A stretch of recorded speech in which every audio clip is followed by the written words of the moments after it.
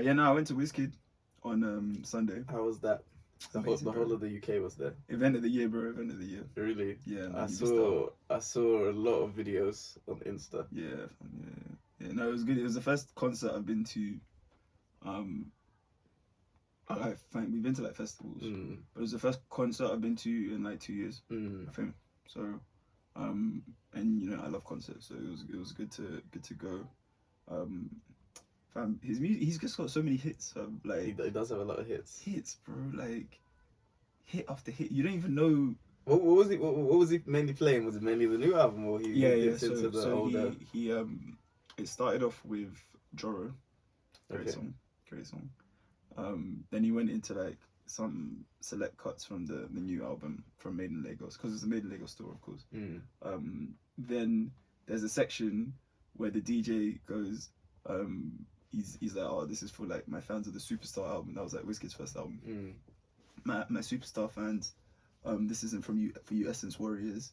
And then he played like all of his hits from and I was like, bro, it went mad because I was standing as well, so it went mad for those bits. And he brought out so on my day he brought out like a lot of people. Your day, wasn't there only one day? No, he did yesterday and he's done Sunday. Today's Tuesday.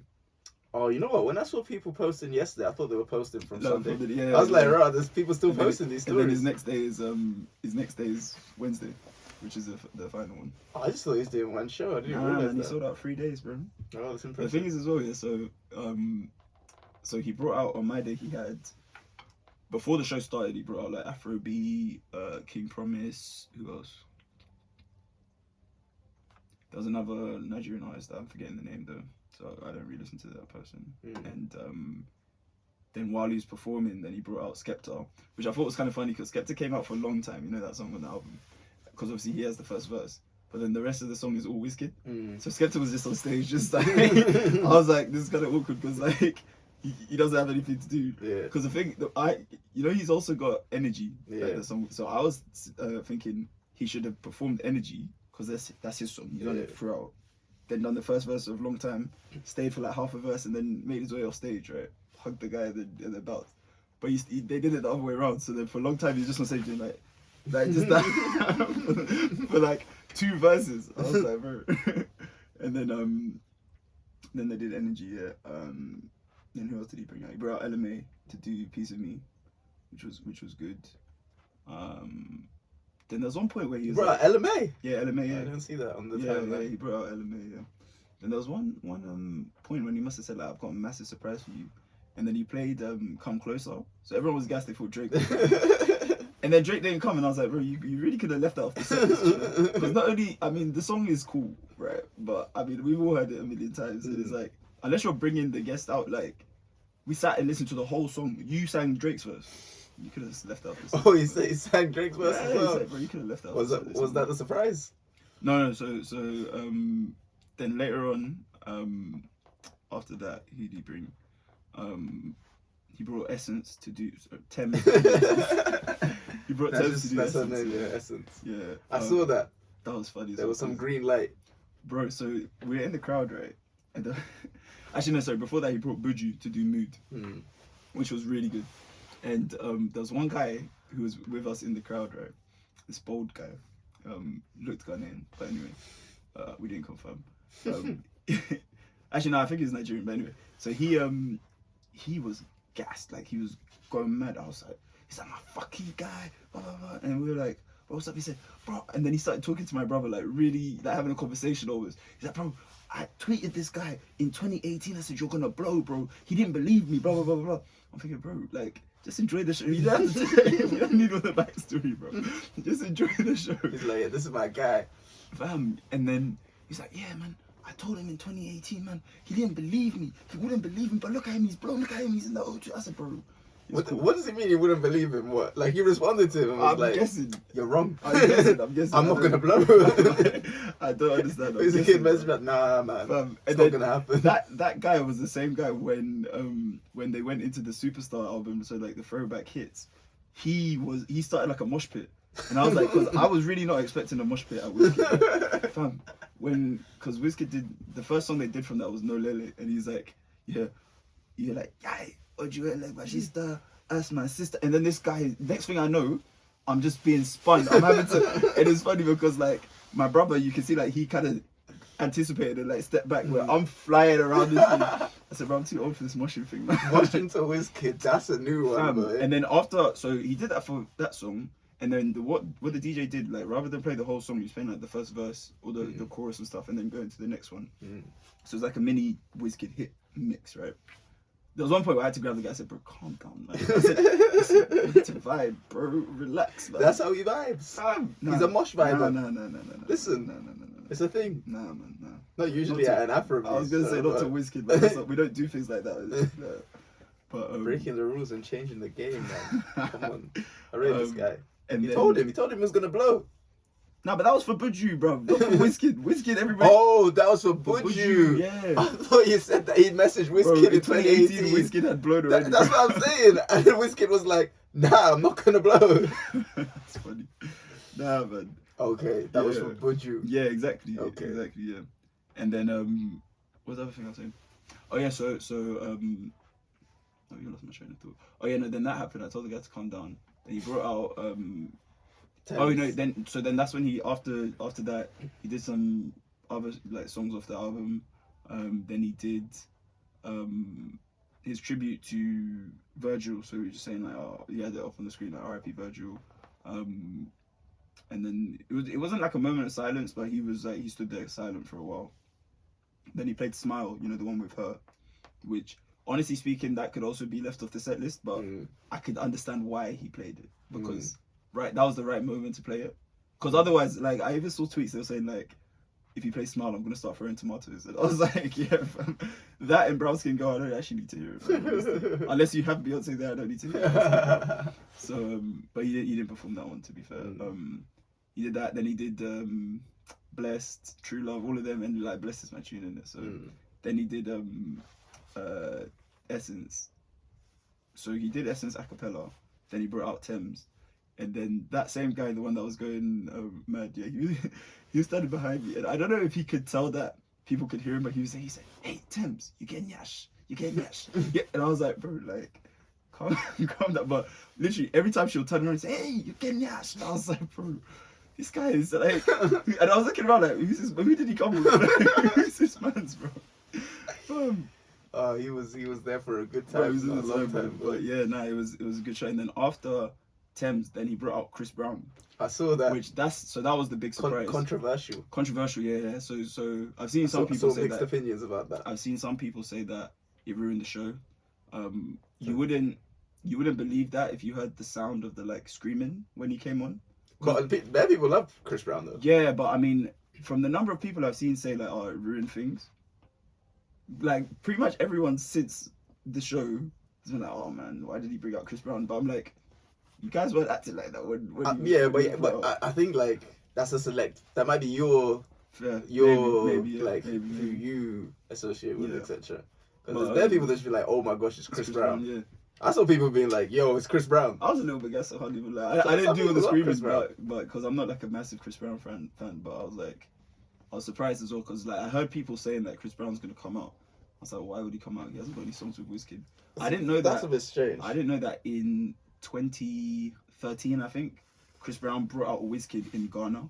So he's like almost like repaying the favor. But he was basically saying like Wizkend was the first international artist to show me love. Something like that. So, which yeah, I didn't know that had happened. But Wizkend was the first international artist to show Chris Brown was the first international artist to show Wizkend love. That's what he said before he brought him out. Okay. Because I thought he was gonna bring out like Justin Bieber, and then he was like, Justin Bieber. Oh, he did the Essence remix, yeah. But then he was like, oh, Justin Bieber's not flying to London for one show. Yeah, no, but he might like have already been here. That's what I thought. Bieber. But these artists, man, they can go not this time of year, man. It's too cold. It's too cold. That guy's off somewhere sunny. I don't know why Chris Brown is here. But bro, Justin Bieber's Canadian, bro. He's used to this. That's true. I don't think he lives there anymore, though. Yeah, but that's true. Why is Chris Brown here? Fam, you know there were videos of him. He was playing basketball in like in Hackney or something, or in South. Maybe he lives there. Someone's school. No, as in he's here for like a. I don't know. Yeah, why is he here? Like why is he here? There's no reason for him to be here. Yeah, man. Maybe he's recording an album here. It's like Rihanna when Rihanna was just around London. She was living in St. John's Wood, man, Northwest. That's how I know Northwest is the best ends, because she had the whole of London to pick. She didn't pick South. She didn't pick East. Bro, she picked St. John's Wood. She picked like one of the nicest areas in London. Northwest. Yeah. So. But that's not all Northwest. Like, Yeah, but I love it, man. There's many other places in Northwest that are not St. John's Wood. I don't think that. Proximity I don't to think Halsted. Rihanna's popping up in like Proximity Harrow to or something. Halsted was a selling point. But yeah, no, but the Wizkend show was good. It was really good. Like, that Fenty drop, by the way. Oh yeah. That the internet. Yeah. On their toes. Yeah, definitely. Man. Just got distracted for a second.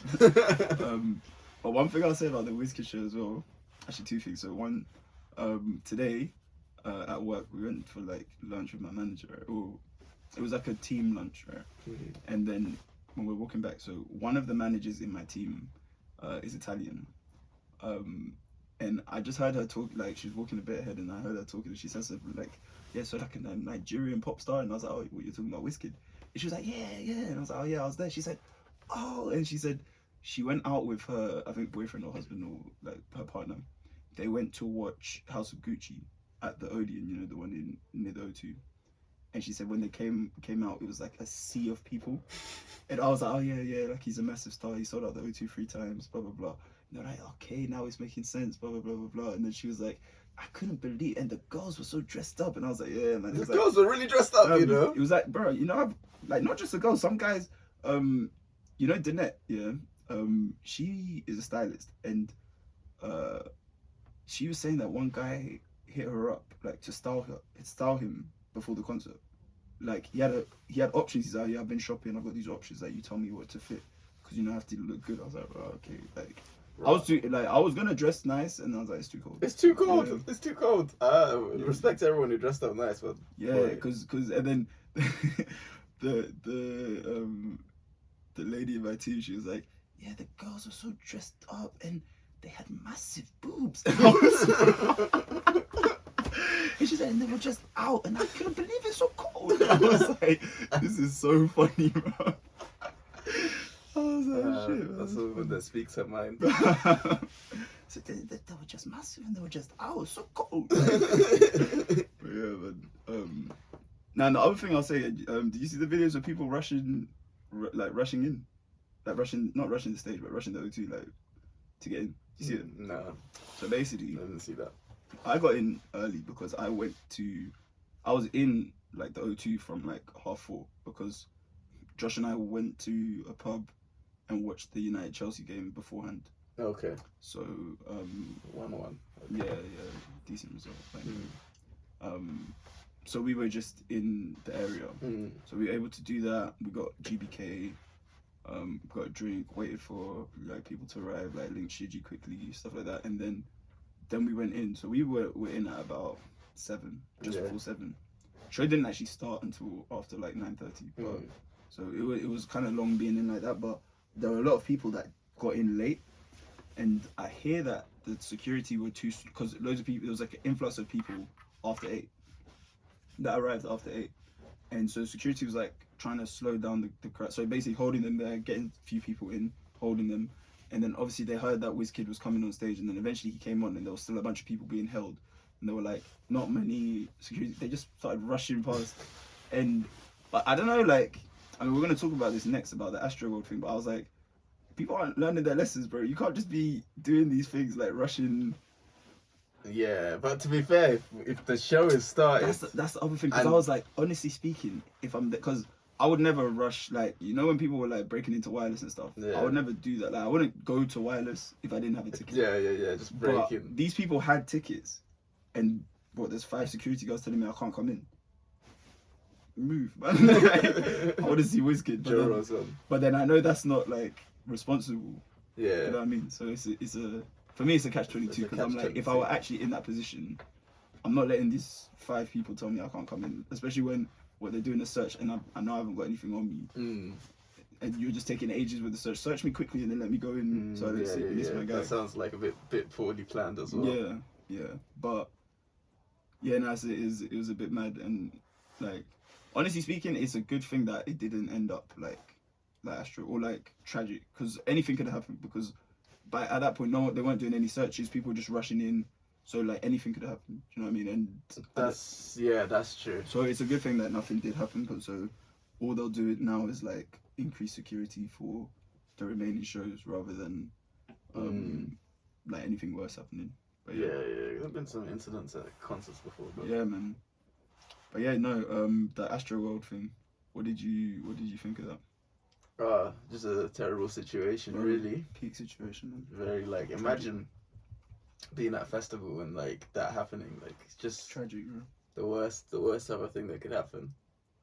I don't really know what to say about like whose fault it was. I think it's shared blame amongst everyone, and I feel like the discourse is pointed, like certain people are getting away with it, in the sense of. Well, I mean, like there's a lot of people that are just behind the scenes. That's why. Like no, but I mean, like for example, Live Nation. I think it was Live Nation that put on the show. So basically, when an artist like puts on a tour or a festival or something, like they don't individually go and hire the security. Yeah. They don't they hire a company that does all of that for them, and those kind of companies like Live Nation. I think Live Nation was the one that, like, and so it's Live Nation. I think that needs to hold the brunt of the blame, in my opinion, because it's like their role is to make sure that the thing goes on safely. I think I agree with you, but like there's no one's like because who owns Live Nation? All right, that's the thing. There's not like a face to put. Yeah, like one thing. Who are you gonna blame? They kept throwing Drake's name into. Was Drake part of organizing it or something? No, he just came on. But to be honest, they're throwing his name in. They were like, I mean, of course he gave a statement saying, "Oh, it's tragic, blah blah blah." But I keep seeing like Drake and Travis sued, and then they'll show a picture of the two on stage. I'm like, Drake didn't have anything to do. Like that's very peak. I wouldn't want my name associated. It is peak, but like at the same time, he came on stage. Oh, was he on stage when? I think the madness was already going down when he was on stage. Yeah. But the whole thing was fucked because. And then he posted pics of the like. He didn't post pics of the incident. He just posted like loads of pics of him at the show. Oh yeah, but that was before he knew what happened, right? It can't have been after he knew. No, it was before he knew what happened, of course. But it looked. Oh, what? Like it didn't look great because it looked like, this happened, and then afterwards he just just posted pictures of like, yeah, this was me at the show, with my bro Travis Scott. But yeah, no, I mean, it's a bit peak for Drake. I don't think he should have been involved. Yeah, I think basically, I don't know. Maybe it's because I'm a Travis fan, so I'm biased. But I just think people are being a bit obtuse. Like I saw somebody say like, Travis can clearly see people are calling for him to stop the show, blah blah blah. Yeah.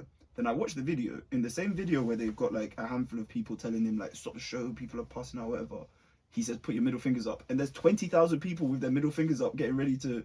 Yeah, like there's still be loads of people just. So I was enjoying. Like, so I'm on stage, it's dark. I'm looking out at the crowd. I tell them put their middle fingers up, and the whole crowd puts their middle fingers up and is ready for the next song. And you're gonna say that I should hear the like 6 people that were standing there. Yeah. I mean, there's probably people in that crowd that didn't even realize that anything happened. No, bro. The point that was my point. Like, majority of people, like the people that when people were being crushed around them, kept on partying with. Like, that's fucked. Yeah, there are definitely people that did that. By the way, 100%. There's definitely people that did that. And the people that broke in, like. Effectively making the place unsafe in the first place because they had it was over capacity. Those people need to hold some smoke too, because what the fuck. And I don't understand that whole thing. If you don't have a ticket, bro, then you missed out. Like you can't just like I can't imagine rocking up to a venue to break in. If you live close to it, maybe. Do you know? Like I could just imagine people doing it. Like when Wireless was in Finsbury Park. Definitely saw some people that I knew just loitering around there because like, but still I just it's not that hard to break in. But yeah, cause I don't know. I was like Vic Mensa tried to break into Lollapalooza, and he fell. You know, I made a song about it. Oh yeah, he said he like almost electrocuted. Yeah, he nearly died. I don't know. There's so many easy routes to break into a festival. I don't know why he went over an electric fence, but that's what they need to. Okay, let me not. But yeah, man, it's just a big situation, man. I don't think it's really Travis's fault. The way I see it, everybody could have done better because there's videos of, for example, there was one girl that tried to tell the camera guy to tell basically to tell people who are working to stop the show. And he's like, he's just telling her to like like pissed off basically. He's like, so he's not really listening to her. So then on one hand, I'm like, he's just doing his job. Fans are probably always trying to talk to him. They're probably wave. They're probably high. He's trying to focus and get a good shot or whatever. On the other hand, like you can, excuse me, you can see how like distressed she is, and you can hear what she's saying to you, like. Then he might be thinking, oh, it's not my job, like higher ups, blah blah blah. But I'm just like, I always think of it like, basically whoever the venue manager, site manager, whatever the name is for them, I think the buck ultimately stops with them because they're in charge of stopping the show. And the reason I know that is because, 2 reasons. I remember when I saw Gunna in 2019. I want to say 2019, and Gunna turned up late for his show, mad late. So late, in fact, that he didn't finish the show. Like, he didn't perform Toast Up, which is the one song I really wanted to see, so I was vexed. So Gunna, like, to this day, one of the worst performances I've seen. And so they just played the instrumental to Toast Up and then made him cut. But the reason for that is because he was playing at O2 Forum, Kentish Town, and they've got like quite strict. I mean, most venues have like curfews and stuff, but it was a Sunday, and it was quite a strict curfew of like 10:30 or something like that. So he had to be off stage by like 10, something like that, and it was already like 10:10. So they just played the instrumental and took him off stage. And my point is, when you know that. When it's a curfew and stuff, because that's not the first time they've done that. They've done it at Wireless when Drake was there. Drake only performed for 20 minutes. Partly because that's all they could afford. Also because there's a curfew on Finsbury Park or whatever. I don't think I was there that year, but But my point is like, when it's something like that, and I saw something the other day saying about how the O2, like, the O2 has a charges 15 or 10,000 pounds for every 15 minutes, like, over your end time. Jeez. So whoever's in charge, pricey. your manager will get you off stage. The venue, like. But my point is, when it's something like that where there's money at stake, they'll get you off stage quickly. So why is it that? And there's loads of people backstage. Why is it that when the message is put through, nobody thought, let me tell the DJ to cut the music? Because once the DJ cuts the music, they can't continue. Do you know what I mean? Yeah. And like, because if I'm Travis, I don't blame Travis for that, because I'm like, if I'm Travis, I'm here to put on the best show ever. But you know what, the only thing I'll say is, if they didn't know that people were literally dying, they wouldn't have stopped it. They wouldn't have thought like, let me tell you. So unless like someone in the like, and how at the time are you gonna know someone's dead? That's the thing, like, it's true. That is one thing. Because imagine just like, this person's passed out. And that's one thing as well, to the ambulance. Because at big outdoor festivals like that in the US, there's always ambulances in the crowd. Yeah, people it's very hard to. There's always ambulances. Yeah, and it's difficult to know, like, because when I was at and I want to say something about Travis afterwards, but when I was at like the Tyler the Creator show, the Camp Flogno show, and like ASAP Mob were about to perform. Yeah. When I tell you, that was quite dangerous because they came out like 20 minutes late, and I was in the middle, and like. You literally couldn't move, and this crowd was swaying, like... If you lose your foot, you're I was hearing it, like, obviously I got a decent amount of height to me, but if I was like... Because there was a time where, like, my head got ducked down a bit.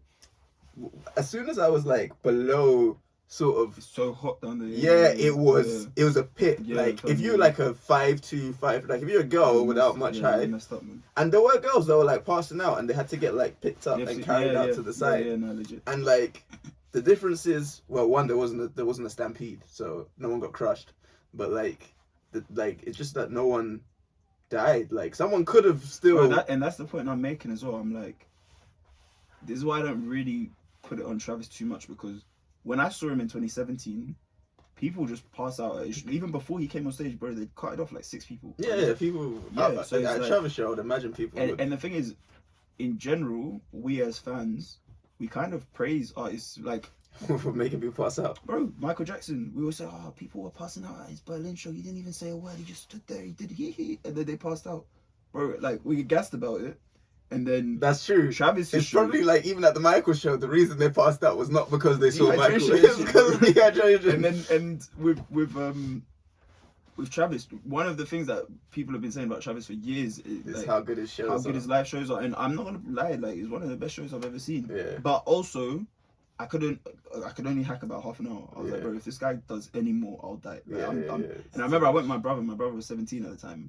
and he got separated from me, and I was like, bro, I think I killed my brother. Like, Yeah. like literally, I couldn't find him. I was like, fuck, like, because obviously my mum was like, yeah, make sure he's safe. So I'm in my head, I'm like, bro, my mum is gonna.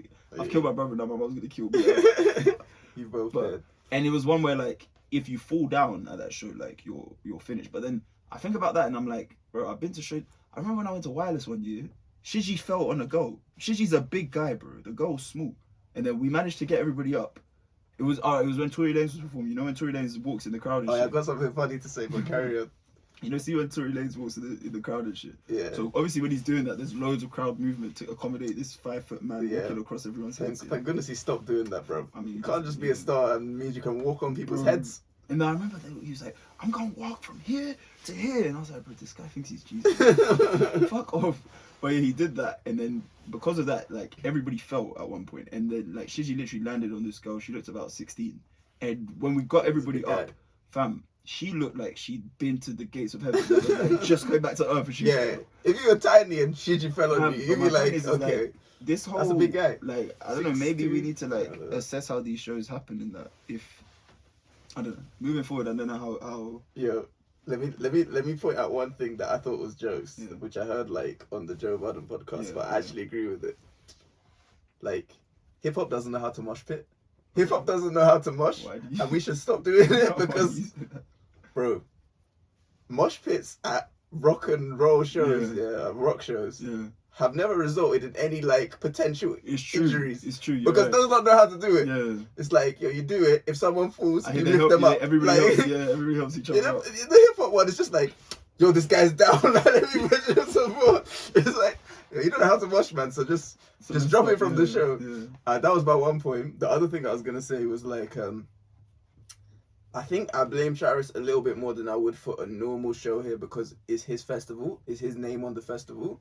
So even if it's like he hired a team, bro, like at the end of the day, if you put your name on something, you know there's some risk with that. Yeah, so be careful with it. Move appropriately. Yeah, so you maybe didn't hire the right team. I do blame so it's a bad business move from him. I do blame him as well because it's like I don't blame him for not stopping the show, but I'm kind of like, all right, you can stop. You could have prepared better for this because he's got slow songs. He could have played some slow songs and calmed the crowd down for a bit. He could have played Impossible. I love that song as well, man. Yeah, 600. Yeah. But for all I know, he didn't realize the crowd was in that position. Bro, I'm just saying, you put your name on a festival and 10 people died. You can't escape that. Yes, yeah, no. I agree. But I also just think like, in general, I also blame him because this whole like obviously causes fans rages and all of that, and like.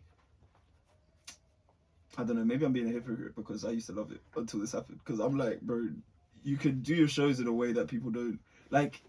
His shows are low key scary, bro. Like when you're in there, and even when nothing happens.